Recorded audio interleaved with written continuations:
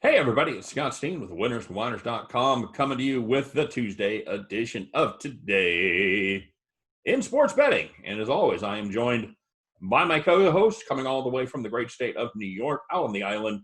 He is Scott Reichel. Scott, how are you today, buddy? Doing pretty well. Would have been a lot worse had the Cubs completely choked away the win. But overall, that was the only play in baseball I had yesterday, and it was a nice play that a winner completely sweat-free, as they say in the industry, right? Well, they tried. They had a big lead, and then they tried to give it away, and were unable to do so. So yeah, that's a lot of bad teams out there right now, man. A lot of bad baseball being played. I'll tell you one thing that shocked me, though. You know that there's no team that's winless in the entire league? Isn't that weird? I mean, nobody was winless after the weekend, and then Yep. nobody got swept in a series, which I guess Usually you get one or two. You get one Yeah. or two, usually start like 0-7, 0-8. But, yeah, this year I guess they just decided, we're all just going to win as soon as possible, and then we'll lose every game after that, as the we're Pirates gonna, learned we're gonna yesterday. play 60 games, and everybody's gonna be within 3 games of the division lead at the end of the season. That's gonna be. Hey, let's bring on our guest today. We're gonna talk a little NHL hockey, and we brought in our NHL hockey sniper, pun intended, from over there at Winners and Winers. You know him as the Dominator. It's David Hess. Hey, Dave, what's going on, buddy? Not much. A little hot up here right now. I think it's in the 90s. In the 90s in Maine, Hey, yes. you must be miserable, my friend. Well, I'm comfortable inside with the air conditioner, but There you go. Well, see, and down here in the swampy Midwest, we've had a couple days of respite. It's actually going to top out about 85 degrees here in Missouri today, so we're pretty happy about that.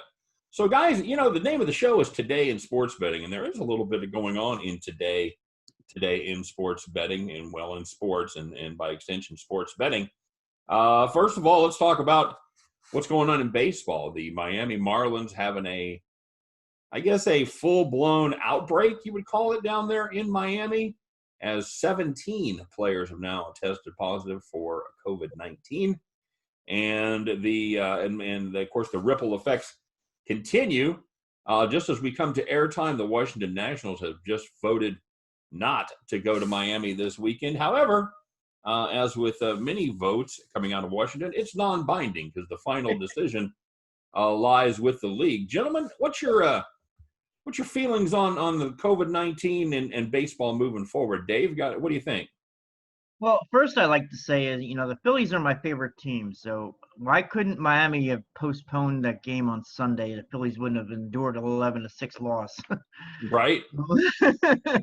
And now they can't even play. Apparently all of the Phillies tested negative, but there's still that issue of the Yankees have to use the Miami locker room, and they have to get that all straightened out, I guess. But I don't know. It's scary.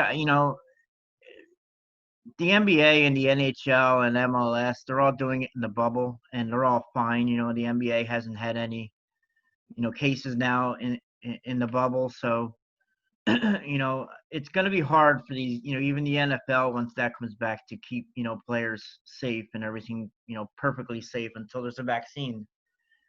So. Yep. It's going to be an interesting situation going forward. Scott, any thoughts? Anything to add? If you took the Marlins or Orioles win totals, congratulations. Your bet got canceled 3 days into the season. So good luck with that. Enjoy having your money back. For everything else with the Marlins, the truth is you have so many unemployed minor leaguers. I don't know if any of them are in shape or not, but the Marlins have to either find a ragtag team that's going to get blown out every single game. Then again, they do that normally. So, we'll see nothing really should change there. Hey, they went 2-1 against my Phillies, so. Well, it happens there. Phillies playing down to the competition. I never really thought I'd see that happen. Yeah.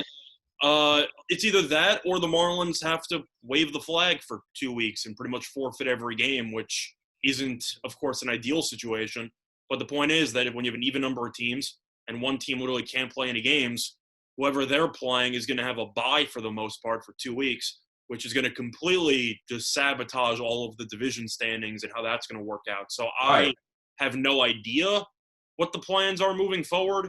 If Miami starts forfeiting some wins, or some games, I should say, you might want to look on some live odds to win the division, because you might see some free wins without any sweat whatsoever. Yeah, that's a good point, and that does bring it back and tie it in with sports betting. There are unfortunate circumstances often arise, often lead to favorable betting situations. And does it feel a little weird taking advantage of a global pandemic?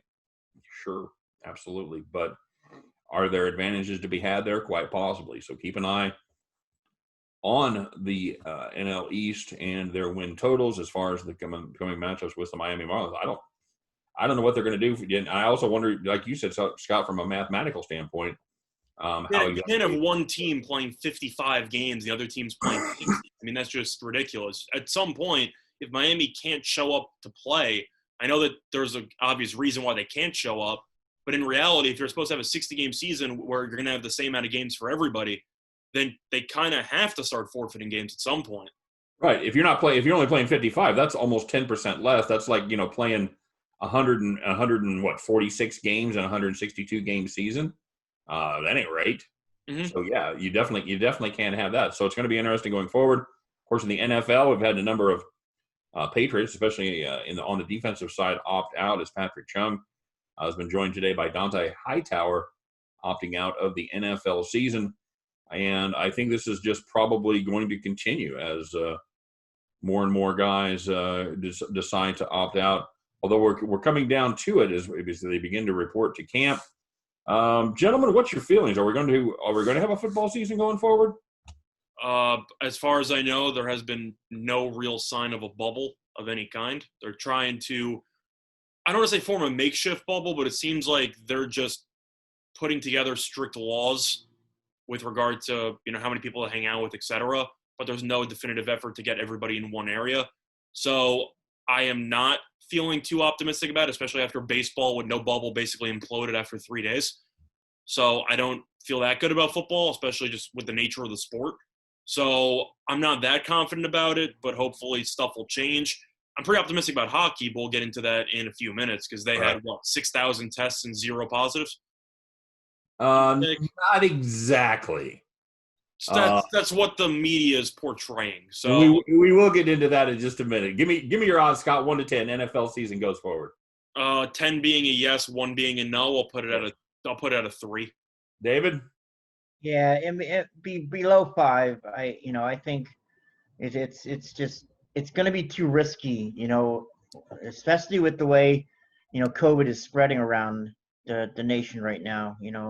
And these guys are traveling. It's not like they're in a bubble. So I'll say a 6 that they start, a 2 that they finish. How about that?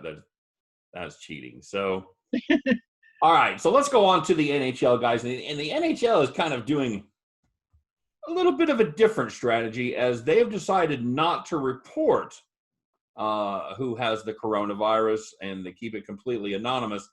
Of course, the one exception there being the guy, the kid from Toronto, Austin Matthews, who was actually outed by the Toronto newspaper, but they're just being lumped in with all injuries and other circumstances that would cause players to miss games. So one day they'll be there, the next day they won't, but there's going to be no actual reporting of the coronavirus. So, Scott, you think that's a good strategy? You just we just kind of make believe like it's not there, so it won't be there. I mean, how does that work? The truth is, I feel like for the NHL, you're just relying on the fact that Canada is so far ahead of the prevention methods or the limitation methods in the United States. So I guess what you're just hoping for is that if you're doing your best to avoid maybe the U.S. as a whole, you have a better chance at actually completing a season without many drawbacks. Based on all the anonymity, I do agree that it is kind of offensive isn't the right word, but it's kind of an invasion of privacy if you just completely blast any player that comes down with COVID and turn them into a massive media feeding frenzy instead of actually, focusing on maybe the health of the individual player, instead of using it as a massive talking point on how sports are in the middle of a doomsday scenario. Right. I kind of wish that they put a more humane light on it. I'm okay with the anonymity to it, but at the end of the day, at least give us some numbers. Each team could tell us how many players they have that have tested. You just don't have to tell us the names. But as a whole, definitely seems more optimistic in comparison to other sports. Yeah, I agree. And, as sad as it is to say that as an American, part of the reason is because it's not here in America. I think it speaks a lot to our Corona strategy versus the world. The fact that the KBO, the Korean Baseball Organization, has been playing baseball for about 3 months now, maybe 3.5 months, and they're still playing. In fact, they're going to begin to fans start coming back to the games this week. The Major League and the MLB here in America lasted 3 days. So again, baseball not shut down yet, but it's certainly. I think baseball's going to carry on personally because the Marlins are, as long as you have teams in different stadiums, then hypothetically make the argument that we can just throw the Marlins aside, especially if the Phillies end up testing negative and they end up working on disinfecting the visiting locker room, etc. The MLB is going to try to go ahead with it. Of course, it's not going to stop other teams and other players from potentially socializing with others since there is no bubble, which could cause another potential outbreak with other teams. I don't think the Marlins are the gatekeeper between a season and not, but it's definitely a bad sign looking forward. No, and I agree with that. And it kind of goes to the fact that no Phillies were infected. It certainly lends credence to what they've been saying about this virus. It's transmitted via particles. It's everything about being closed in with a number of people for a certain period of time with improper ventilation. It sounds exactly like what a clubhouse is, where you've got a number of guys who are speaking loudly, who are, all in one area and, expelling particles into the air. So we'll see what happens with that going forward. But Dave, the NHL season, some are calling this perhaps the greatest playoff season of all time. Do you agree with that? I think it's going to be fun. I'm excited about it. You got 8 teams vying to move on to the next round, which would then be like the original playoffs. So, and so Dave, run through it for us, for all of our fans that aren't necessarily up to speed on the NHL and what they're doing with their playoff system. They've got 24 teams. Explain to us how that's going to work going forward. 24 teams. You've got the 8 teams in. So you got the top 4 teams, and they're gonna play, like a round robin to decide who gets the top 4 seeds in the division, and then those 4 teams will play. There's 8 qualifying matches in each round, and best of 5 series. So the winners of each one of those 8 rounds is going to go on to there's 4 rounds in each conference. So the winners of each one is going to go on to face the top 4 teams in each conference. Right, and then it's going to perform like a normal 16. Right from there, it's going to perform just like the normal playoffs. Right. But it's the qualifying round that's interesting, and I would like to see them adopt this maybe going forward, something new. It would be kind of cool. And we're going to play the round robin. But it does give teams that weren't in it before. Like every team in the Central Division is now in the playoffs. So right. And that's just because the West or the Pacific was just so bad with the bottom teams in the Pacific. And it's wide open. You've got no clear-cut favorites, and you've got 6 teams that are 10-1 or better, or worse odds actually, to win the whole Stanley Cup. So it certainly has lended itself well to a wide open betting scenarios. Everybody, well, not everybody, but most teams actually, they kind of have a chance here. Who's some of your favorites, Dave? I know that the Bruins are the top seed there in the East, or the top betting choice in the East. But in the West, it's certainly wide open between the Avalanche, the Blues, and Vegas are all at plus 750 as we speak today. So who do you like there? Well, in the East, I got to go with the Bruins. They were the best team during the regular season, until it stopped being the regular season. And they have experience too. Experience is going to be key here in depth because it's it's the playoffs. So and they definitely have the experience to make to keep their hopes alive all the way to the finals.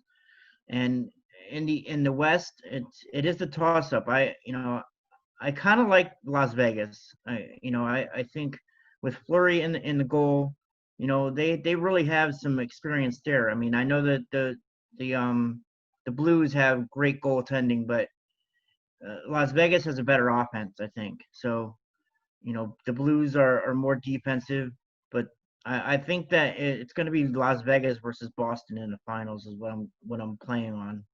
Hot take. Hot take. Scott, what do you think of the NHL format? You digging it? For me, no. As an Islanders fan, I dig it because my team is in the playoffs and they don't deserve to. But no, not really. I think this is a little bit too much. I understand why they're doing it because they need either the teams that were too good to play in the qualifying round to actually get some reps. So you need them to play in the round robin, or you just need every team to play some form of hockey before the official playoffs start. So I understand the concept. When you throw teams of the Canadians in the playoffs, it turns into a joke to me because the Canadians were awful, and yet they were just a little bit better than all the other bottom feeders, but they just don't deserve to be in the playoffs. They are that bad. It is the equivalent to me of the NBA bringing back the Washington Wizards. At some point, you just go, I understand why you did it, but why did you have to do it? You know what I mean? Where the Canadians were so bad and now they just get handed a playoff spot for doing nothing, I think is a little bit ridiculous in my opinion. So if you had your druthers, let's say, you probably would have trimmed it down to maybe 16, maybe 8 on each side. Potentially. I think what I would have done is I would have found a way to – it's tricky because you need teams to get reps. So you could have made the argument saying that maybe the top, I don't know, maybe 2 teams in each whatever, or top 3 maybe got a bye, and you would find a way to have the other teams play against each other, potentially as a way to reward the regular season teams that played well as opposed to the teams that were middle towards the bottom end for the playoff spot. Just a thought, maybe you could just have the top team scrimmage against each other 5 times in a row, which is kind of the same thing. Because realistically, seeding, it is going to matter. There is no home ice advantage, but they are going to be reseeding. So if you do see an upset, for example, where the Canadians somehow beat the Penguins, then whoever wins the seeding tournament gets the right to play the Canadians, which of course is just a massive, victory there for that team because, the Canadians were worse than all the other teams in the field. So seeding is going to matter because they reseed. And other than that, it actually does matter for some teams, potentially for motivation. I know that there's of course you want to win the Stanley Cup, but it is worth mentioning that the draft lottery happened and a mystery team won the lottery, which means that one of the teams that lose in the qualifying round have a shot to get the number 1 overall pick in the draft. So I don't know about motivation there. Is there a chance the Canadians maybe realize we're getting destroyed by Pittsburgh after game 1 or 2, and then the front office decides, it'd be really good. We get this generational Canadian talent with the number 1 overall pick. Maybe it's worth potentially throwing in the towel after game 2. So maybe motivation might play a factor later on because of a generational talent available in the draft lottery, and all the teams that lose in the qualifying round have an equal percentage of getting that generational talent. So keep that in mind. But for the most part, I don't like the scenario, but I got the Blackhawks at 125-1. So there are worse things in the world. No interest in your Islanders at 60-1? I mean, I like my Islanders, but, this team was awful in the second half of the season. So I am not really that interested in playing it. Dave, you have any thoughts?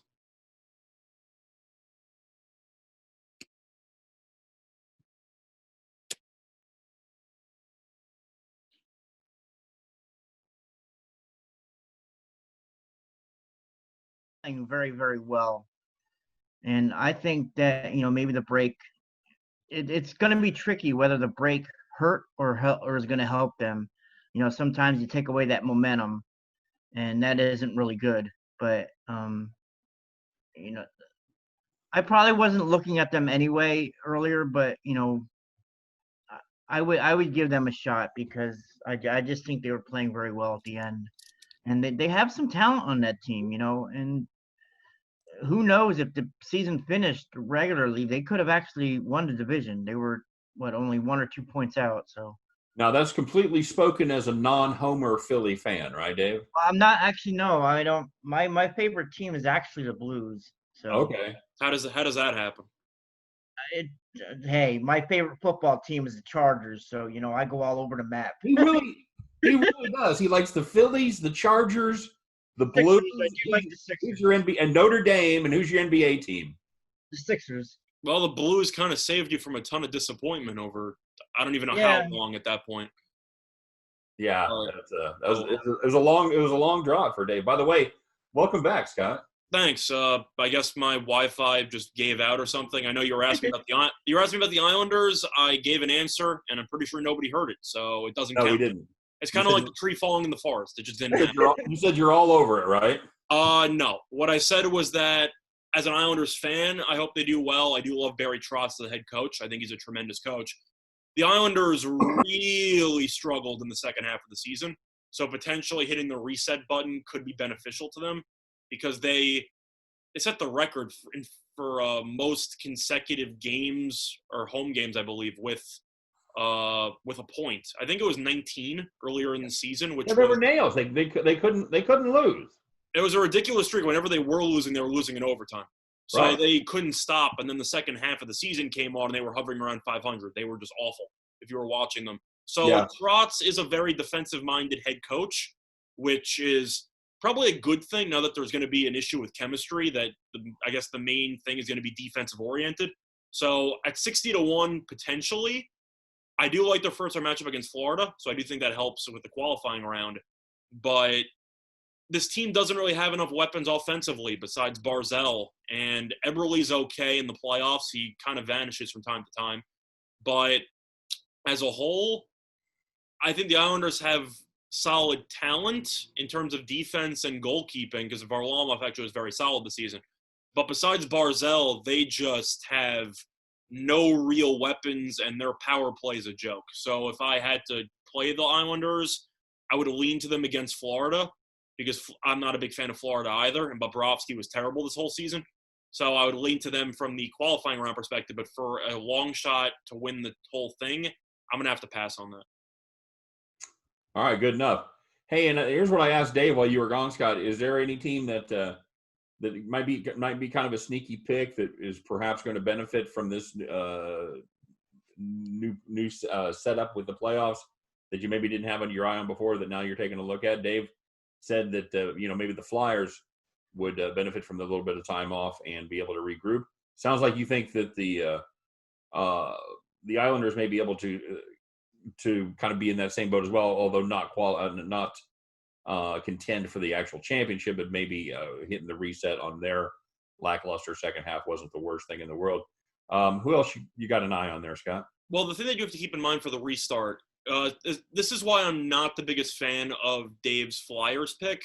It's because they were playing so perfectly well before the layoff that I feel like you're kind of trying to, especially in a long layoff, you feel better about teams that were struggling lately because they have a chance to hit the reset button. They can work things out that they were doing well in the beginning of the season that they were falling apart on late.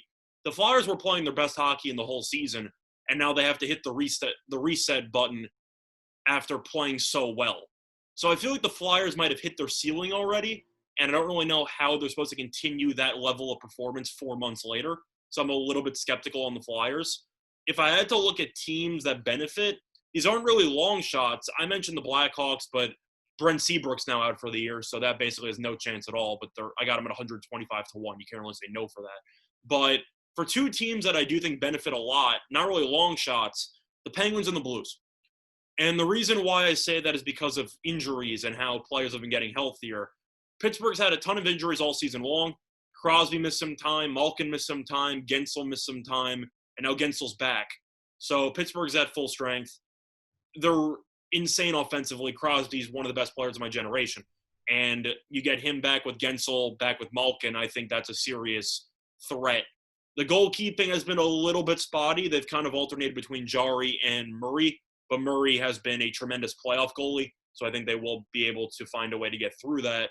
And the second team is going to be the Blues, because they do have the return of one key player, and his name is Vladimir Tarasenko, and he is officially back from injury, and the Blues were already very solid to begin with offensively. Bennington, in my opinion, is the best goalie in the entire league. A lot of people might argue with Vasilevsky, etc.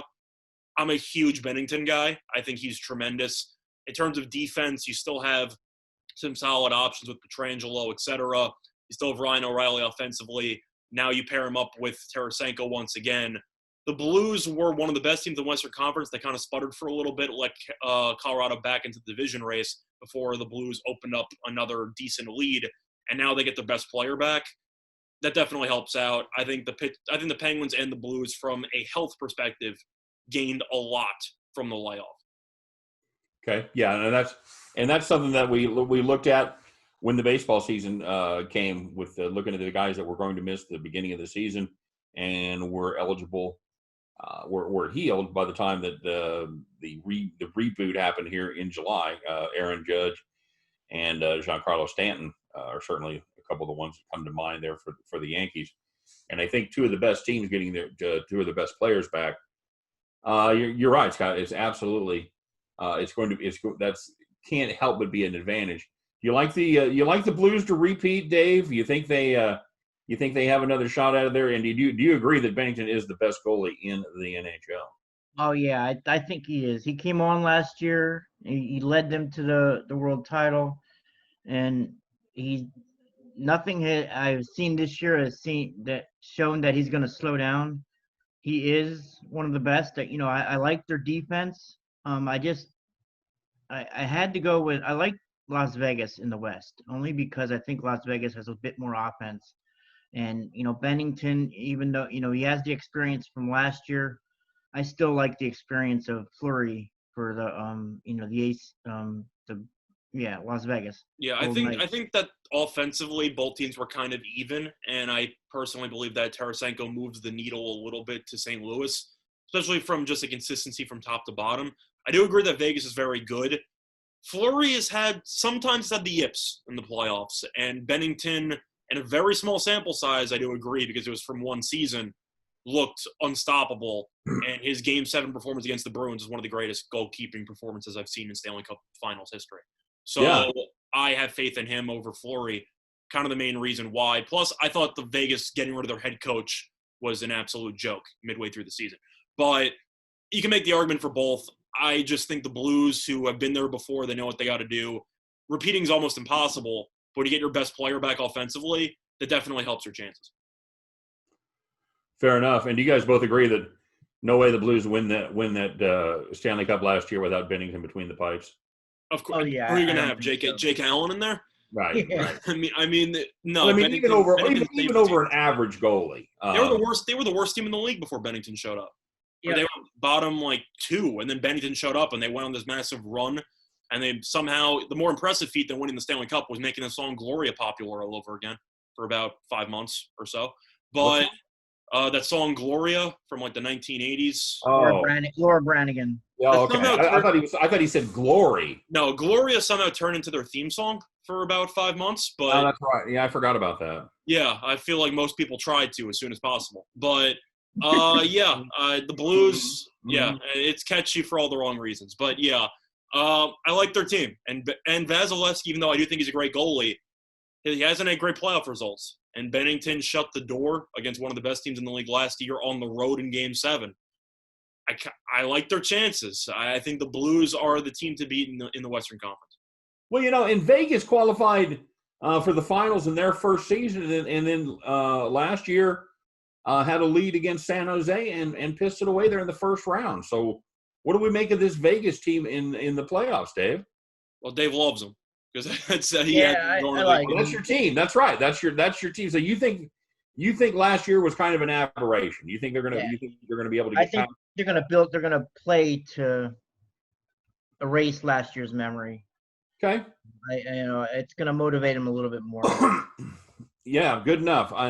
Scott, I know you seem to be, you haven't made an official pick, but you seem to be kind of leaning Blues. Do you think Vegas has anything for them, or do you think last year was more of a preview of this year about what they're going to do in the playoffs? The truth is, the main issue I have with Vegas is I don't like their new head coach.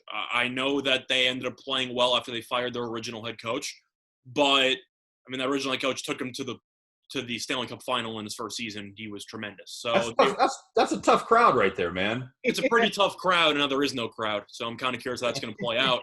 But it's actually kind of funny. You mentioned the choke job from the 3-1 blown lead with the 5-minute major 4 power play goal game, the situation that happened there. But it's kind of funny because Vegas fired their coach and ended up hiring the Sharks coach that beat them in the playoff series last year. And if there's one thing I learned from those Sharks teams, defensively, disaster. They just go all out on offense. They play no defense at all. And I'm a little bit concerned with Fleury's consistency in the playoffs and how their new head coach kind of goes all out offensively. And I don't think that's how you're going to win in the Stanley Cup playoffs. I think you need defense, you need consistency, you need to keep their other team off of the scoreboard. And Vegas, even though I do agree that Mark Stone's a phenomenal talent, great acquisition during the offseason, they still have they have Pacioretty as well, I believe. They also have Carlson, who's also a very good winger.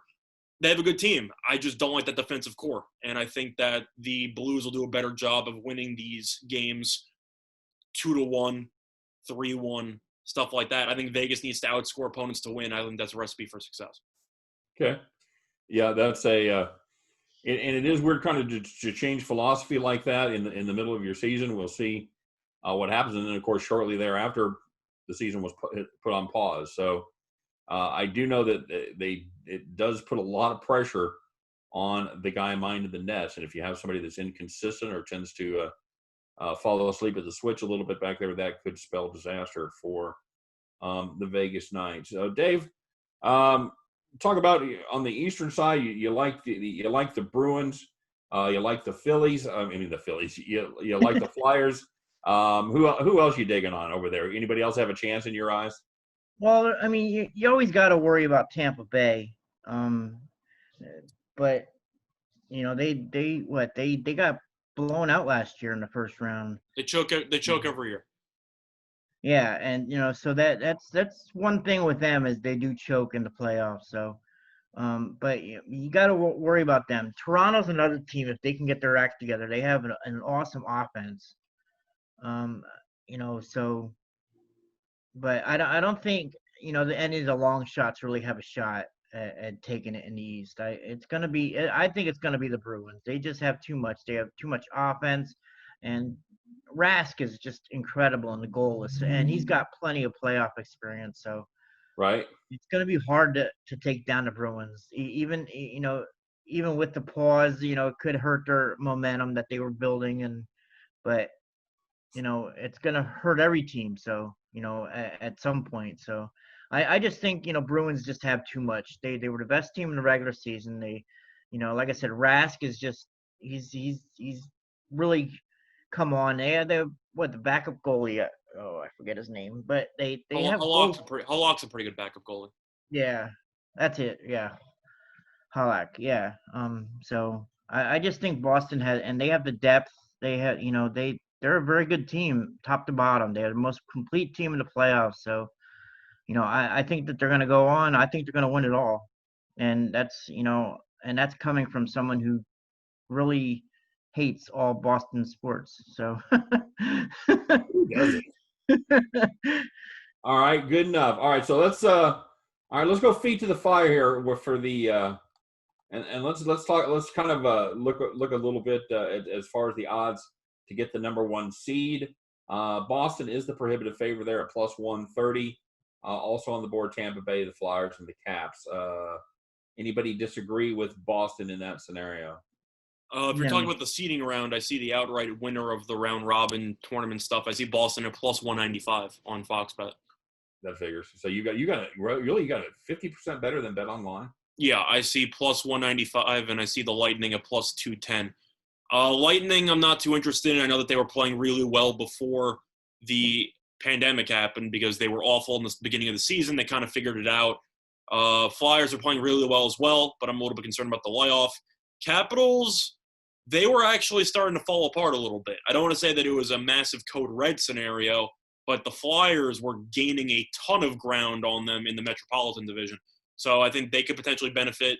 Holtby's been pretty underwhelming this season, though, which is a bad time because he's due for a pretty decent contract next year.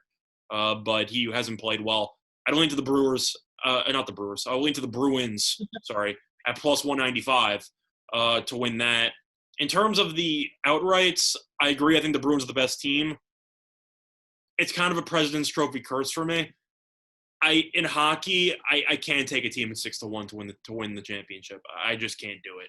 I don't think there's enough value on such a volatile sport where all it takes is one bad performance from a goalie or one goalie to stand on his head, and your whole bet goes into shambles. So I can't take the Bruins at 6-1.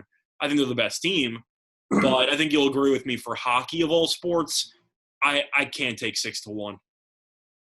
You can take them at 7-1 because that's what I got them at. I still don't like that. I feel like for hockey, when you're talking about a team, you got to have double digits. At least 9-1. I can't do it in hockey, especially in these unique circumstances where you have some teams playing play-in games, and then you got this whole thing going on in neutral, and there's no home ice advantage for any team. A lot of variables. I think you'll agree with me, Scott. 6-1's just too short. Yeah, there's going to be even more uncertainty than usual in the hockey playoffs, and it's usually a pretty volatile place. And yeah, just like you said, there are so many factors that's going to go into this. There's going to be at least one team, I think, that totally comes from, let's not say nowhere, but I think there's going to be one team that is certainly at least a medium surprise as far as reaching maybe even the semis or maybe even the finals. So, I have a team in mind. I'll let Dave answer the seeding thing. If you want to let Dave answer the seeding thing first. Yeah. I'll let you finish the seeding thing. So who are you on there to win? You're on the Bruins at plus. What do you got? 195. You said from Fox Bet. Yeah, I'll take them at plus 195. Tampa Bay, even though they played a lot better over the last couple of weeks leading up to the the stoppage of play, I think the Bruins are the better team. So plus 195, and you're getting the Cup favorites to win the round robin thing at roughly 2-1. 4 teams involved. So you have a 25% chance to win no matter what, and they're the favorites to win the Cup. Yeah, I'll take the Bruins at plus 195. All right, and who do you like in the West there? I've got the Blues at plus 165, Avalanche plus 250. Knights 285, and the Dallas Stars at 525. I think the Blues are the best team, but I kind of wonder if they're going to need a little while for Tarasenko to fully get back into the fold. It's one thing to practice and play scrimmages, but when you're actually in full game situations, I'm curious if Tarasenko will have an ice time limit. For this one, I might surprise you. I kind of like Colorado here. It's just a matter of, I think this is a complete toss-up. I think that Dallas doesn't have enough weapons offensively, so I'll throw them out, even though defensively with Bishop, they're tremendous, but they just can't score. Colorado with McKinnon. Out of all the teams there, McKinnon's the best player on the ice, and it's really not even that close. He's just that good. And goalkeeper-wise, Grubauer was pretty good for them this season. Defensively, they still have pretty solid pieces. Cole Maker has been a very solid rookie. He's going to win Rookie of the Year. He's been tremendous. Other than that, though, ton of weapons offensively, best player on the ice. I'll take Colorado. They're also young, so I feel like they're just going to overwhelm other teams with their speed. So for me, I'll take Colorado there. Yeah, that's actually kind of who I liked as well. And in the East, I don't mind taking a flyer, if you will. You're going with the Flyers. And back in the hottest team in the East. It doesn't bother you though that they were the hottest team, but now they basically got shoved in the freezer for 4 months. So what do I want the coldest team and they got shoved in the freezer? That's what I'm saying though. I feel like taking the hot team. I feel like trends don't really matter, but I'm saying I think it's more beneficial to teams that were struggling that have the layoff than teams that were doing well that have the layoff. That was just my point. I don't know. We're going to find out. We're going to find out if quality is actually quality, if the 3-month gap matters. Or if it's going to give these teams time to, like you said, kind of rest and regroup and get well. So, Dave, let's get your opinion on the conference futures. Who do you like to win the East there? Boy, I wished I would have went first because well, I'll go with the West first because I'm agreeing with you guys. I like Colorado. I What happened actually to Vegas? I think they They're saving themselves for the playoff run. in They're this saving section themselves for in the this part I think that Colorado can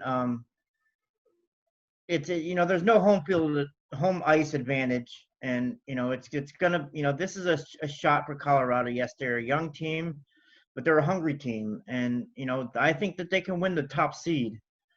I just the other teams are they're gonna take a little time to get going. The Right. Vegas is and they're still one of the top four seeds, so and really the seeding is just you're playing the worst teams obviously if you get the top seed, but you're still there's no home ice advantage for anyone. So I think Colorado's just going to come out and play, and they don't have a lot of pressure on themselves right now, and Vegas and St. Louis do, and it could hurt them in the in the round robin area. So I Right. think Colorado's got the shot to take the top seed. So In in the the East, West, you're saying, Dave, there's the Avs and the Avs not. yeah. I'm so sorry. So sorry to all of yours. I could not resist. Okay, so we're all on board with the Avalanche there in the West. Scott and I differed in opinion on the East. Dave, you got a third team you want to throw in there? Yeah, I'm gonna go with the Flyers to take the top seed in the All East. right. that is not a third team, but yes, that is the Flyers. That is the same team that Scott took. So yeah, I wasn't going to break his heart and tell him. That's okay. No, that's yeah. Go ahead, Dave. Yeah, I'm gonna agree that I know it's tough because they had all their momentum snapped when the end of the season just abruptly stopped. And for me, it's mainly a value pick. that's fair. Yeah, I like it at that price at plus 450. If like I said, you're gonna give me plus 450, the hottest team arguably before the break. Call me a sucker. I'll play that. So yeah, that's exactly true. It is a value bet. And I mean the Bruins, they're gonna be there no matter what seed they have. I don't think they're gonna go all out in the round robin area. They're just gonna get their legs back, and whereas the Flyers, they want to prove that the end of the season was no fluke. right, And right. so, they're going to come out and they're going to play hard. And I just think that they can take the top seed. All right, guys, very good. All right, now to close it out on Bet Online, they do have odds listed for just about every possible matchup. So, guys, give me your Stanley Cup Finals matchup and give me your winner. Dave, you're the guest. We'll start with you. I'm going to go with the Bruins in Vegas, and I think the Bruins are going to win it all. I just think they're going to be too good. Once they get their legs under them, in the second round, after the round robin, they're just going to take off. They have experience in the goal, and they have one of the best offenses in the league. So, All right. I just think that the Bruins are going to win it all. Well, the Bruins and Vegas are 16-1 to meet in the Stanley Cup Finals, and the Bruins to win the Stanley Cup are 7-1. So, very good. And that is a couple of favorites when it comes to matchups and winners. Scott, who you got? It's definitely not going to happen because in hockey it's almost impossible. But I'm picking a rematch from last year. I got the Bruins against the Blues. I'm glad you went first, by the way, because that's what I was looking at. So I'm going to change it up to make it interesting. Go ahead. Yeah, it's a matter of I think the Blues with Tarasenko are just a different animal. They were already tremendous, and they got their best player back, so I think they're going to do really well in the West. I think they might be undervalued because of that fact. The Bruins, truth is, it would not surprise me to see if they just made a massive egg. It really wouldn't. But after losing in Game 7 at home last year, I know every team's going to be motivated. That's got to be something that's just extra bulletin board material. Wouldn't you agree? Oh, yeah. Oh, absolutely. I agree with there, too, yeah. So I'll lean to Bruins Blues. And who wins? It's really tough, but if I had to lean again, it's definitely not going to happen. I'll take the Blues to win the whole thing again. All right. It's just a matter of I love how that team is wired. That team just plays such fundamentally sound hockey. They're great in every single aspect. Their goalkeeper's tremendous.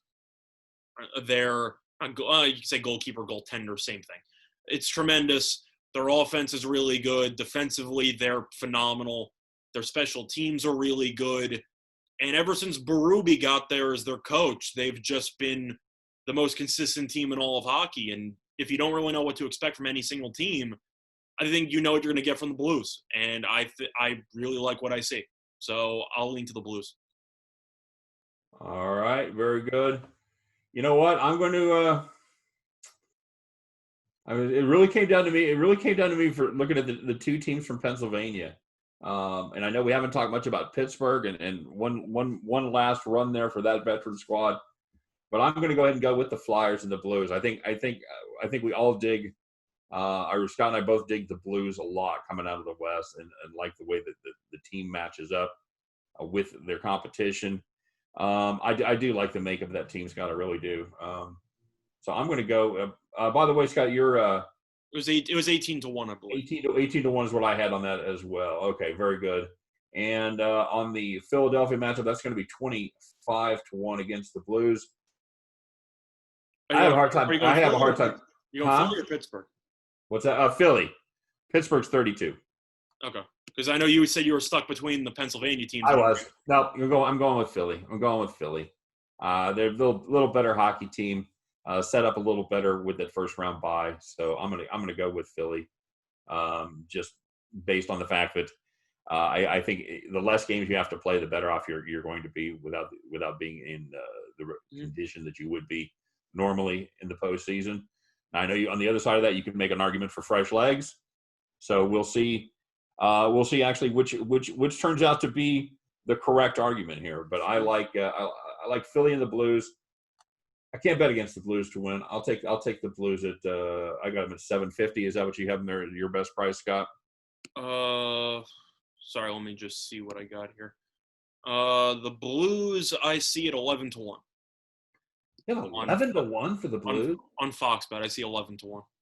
Hey kids, good time to remind everybody, shop those lines because you never know what you're going to get. That's crazy. All right, then I really like the Blues at 11-1 to repeat. How could that be possible? That's what I see. Huh. Is that the top Western team, or is Colorado in front of them? Colorado's in front of them. So is Vegas, actually. Seems like Fox Bet's pretty low on the Blues, and I'm not really sure why. Huh.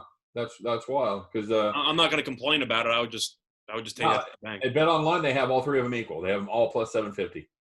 I don't get it. The Avs, the Blues, and the Knights are all 750. So. Well, I got one more question before we end up wrapping up. What do you got? Since this is going to be in a relative bubble in Canada, do you think that benefits any of the Canadian teams? You know, I had that same question. I'll pose that to Dave about thinking about Toronto there. Dave, is there any, I don't know, they're not really a home ice advantage, but is there an unfamiliar surroundings advantage? Yeah, country ice, yeah. I think there might be a country ice advantage here. I mean, first of all, aren't like 90% of the players Canadian anyway? Right. It feels that way mostly. Yeah.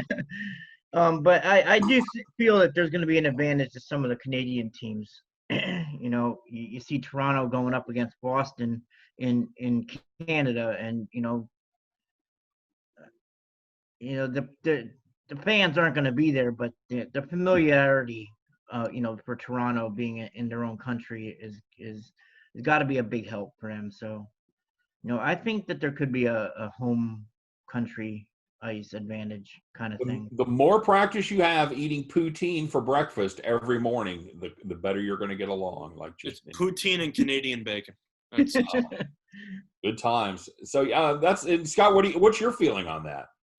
I think it might, have a factor in maybe the first round, but I think as teams get more and more comfortable playing in the same area every single day, I think that it's not really going to have much of an impact long term. I think short term it might. So maybe in the qualifying rounds it could play a factor, but I don't think it's going to play much more after that It kind of leads me, though, into a potential long shot that I think there is some value on in the West. I think we both agree that the West is, I'm not going to say a crapshoot, but it's pretty close to a crapshoot. Fairly wide open, yeah, absolutely. So based on that, I think there was value on one team in the qualifying round that I think is a little bit undervalued. FanDuel has this team priced at 36-1, but Fox Bet has them at 55-1. So I'm looking at Winnipeg. Oh, wow. Okay. And I know they play the Flames in the first round of the qualifying. The Flames were very solid. The Flames fired their coach midway through the season for making racist remarks and whatever, and they haven't really performed that well ever since they got rid of their original head coach. Of course, they needed to do it, because you can't really have a racist as their head coach. But they weren't playing well Not a vocal one. Yeah, in his absence. You have two Canadian teams going at it, so that's not really going to be a factor. But Winnipeg has – I'd say that the issue they ran into this season was their defense. I think Hellebuck's a very solid goalie. I think that they have the goalie advantage in that matchup. But if you want to talk about the offense, though, I mean, you're looking at Blake Wheeler, Patrick Laine, ton of talent offensively. Defensively, it hurt when Byfuglien took a break from the team, and I doubt he's going to be back for the playoffs because he was arguably the best defenseman. But I think Winnipeg playing in Canada, 55-1, they have a lot of offensive talent. Their goalkeeper's very good. Last year, I don't want to say they should have beaten St. Louis in the first round, but they gave St. Louis a run for their money, and St. Louis ended up winning the cup. I think Winnipeg has a shot here. It's going to be one of the last few years they can keep the band together before they have to pay a bunch of people extensions. Do I think they're going to win it? No. But at 55-1, I think that's a decent price. All right, very good. And the thing about it is, especially if you're playing a full unit on these, which I know you're kind of loath to do, but if you do play a full unit on your long shots, you only need to hit one about every 3 or 4 years to Plus, you can also hedge it if they make it to the Western Conference Finals. Oh yeah, so yeah, absolutely. If you're making a full throw to play on those, you're guaranteed money by about the semis for sure. If that's the way you want to play it, if you want to start. Yeah, so the question that I would have for you, just in comparison to futures, would you rather take the Winnipeg Jets to win the whole thing at 55-1, or would you rather take them to win the Western Conference at 30-1 on BetOnline? I would probably rather take them to. So now you're asking me if I want to double my odds to win the cup, or just take them to win the West. I think statistically speaking, yeah, I think you should just go for broke at that point, right? Absolutely, yeah. I think you do. You just you've overcome so many odds that now you're getting basically a free roll to get them to win a 7-game series. So yeah. I agree. I would take them to win it all. Dave, if you look at the odds, if that were to happen, if they were to match up with, say, the Bruins or the Flyers or something like that, at the beginning of that series, your price is going to be what at best you're going to get 5-1, 6-1 on them on an underdog like that. You're talking about in the Stanley Cup. Yeah, if that series were to happen before that series began, what would be the odds on the Winnipeg Jets? Plus 250. Yeah, I mean that's maybe even if it was a little worse than that, you're not getting. I'd assume plus it might even be on the high side. It would probably be somewhere around I'd say low plus 200s, give or take. Yeah, once you get to that point, just based on just mathematics alone. Yeah, I agree. Let it ride. Dave, do you have any thoughts on Winnipeg? I'm not saying that I think they're going to make it to the finals, but I think that number is a little bit too low on Winnipeg, or too high on Winnipeg, I should say. Well, Winnipeg not getting enough respect. Yeah. You touched on the fact that they have good offense, but it hasn't particularly played well. They were 17th in the league in scoring, and I was, when doing my articles for them before the break, I was always amazed that this team has so much offensive talent and they're below average in scoring. I just don't know what the problem is there. And they are better actually at the other end of the ice. So, but isn't that kind of what you're looking for in a dark horse candidate? That in these unique circumstances where you're looking for a team that potentially has the talent Well, yeah, if their Wake offense up gets and hot, they have all the offensive talent in the world. I mean, to make a deep run in the playoffs. I mean, we've seen that in hockey before. Both LA Kings runs, for example, they were the 8th seed the first time they won, and they ended up running the table, and they Yeah. ended up winning. It's happened in hockey. Weirder things have happened.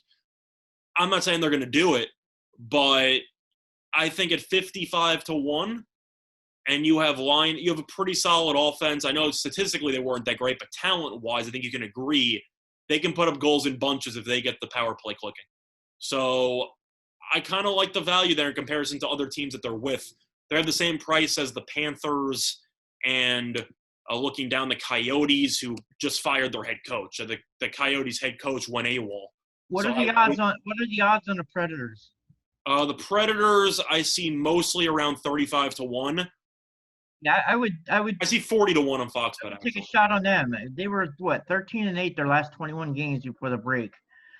They have a very good offense, and if Rennie can get his act together, they've got the Rene experience. is just oh boy, that's such a tough horse to back in the playoffs. Well, they also have Juice Saros, and he actually turned out to be the better goalie between. I know, but do you think they're really going to bench Rene in a playoff series? I doubt it. Yeah, I don't think so. It's just if he gets his act together, though, just like Winnipeg, if they get their offense going, if Rennie, he went from 8th seed to Stanley Cup a few years ago.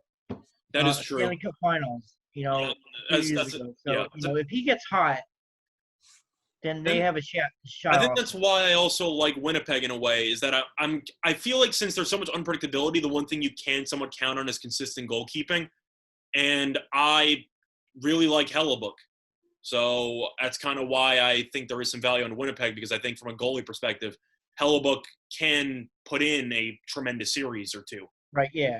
So that's kind of what I'm thinking. And Rene, yeah, I mean, I like with him there, and if they get their offense going, Yeah, Rene is so streaky though. I feel like he's the kind of guy who either has a 1-goal, 40 save performance, or he gets pulled in the third period or second period. I can't back Nashville for that reason. I like the roster, but something about Rene. If it was Saros who was in goal, I would actually agree with you. But I think that they're going to stick with Rene because he has quote unquote experience. Yeah. Yeah, but that's my thoughts on the Stanley Cup.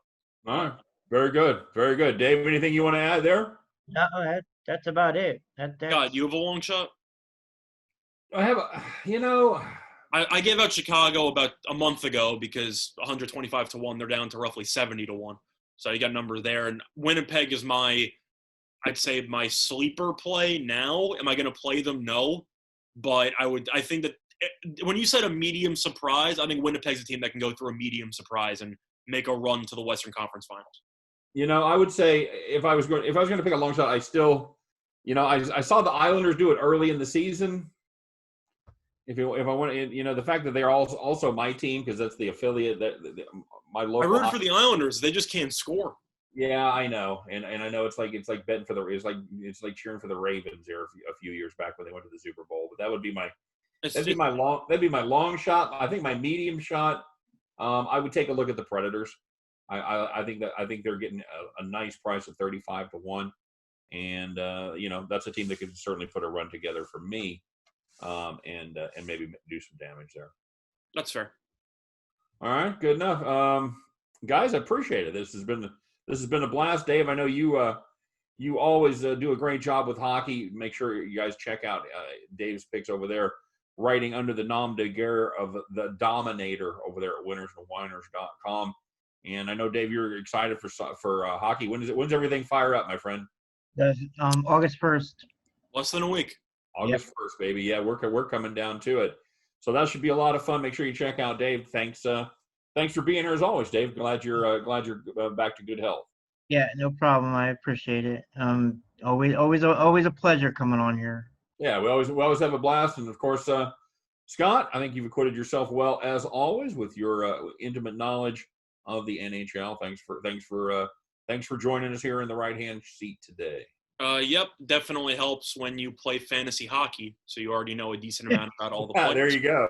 So I knew a decent amount before, but if you really want to learn anything about any league, just join a fantasy league about it, and you will learn a lot about players. Does tell you a lot about the personnel for sure. All right, again, thanks guys for being here. Appreciate it. And for me, it's good to be back. I know we're kind of been missing here the last couple of days, so it's nice. It's nice to be back on board and talking with all you people. As always, we appreciate you guys checking in and checking us out here on Today in Sports Betting. Tomorrow, we're going, as is our want, Scott and I are going to be taking a look at the PGA, continuing our domination there. Dave's going to be joining us tomorrow. So what's that? Oh yeah, Dave's joining us tomorrow.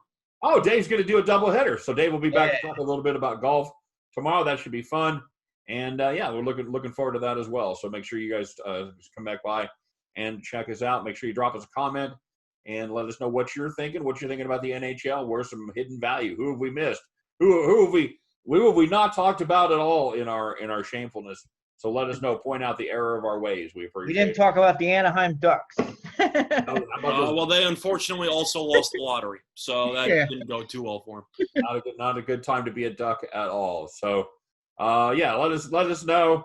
We appreciate everybody stopping by, and of course, as always, we want everyone to stay healthy, stay well, and hope everything you bet tonight wins big time. All right, you guys have a great day, and we'll look forward to talking to you again tomorrow. All right, for all of us over here at Today in Sports Betting, everybody over at winnersandwhiners.com, myself, Dave, and Scott. Thanks for joining us. We'll see you next time. Bye-bye.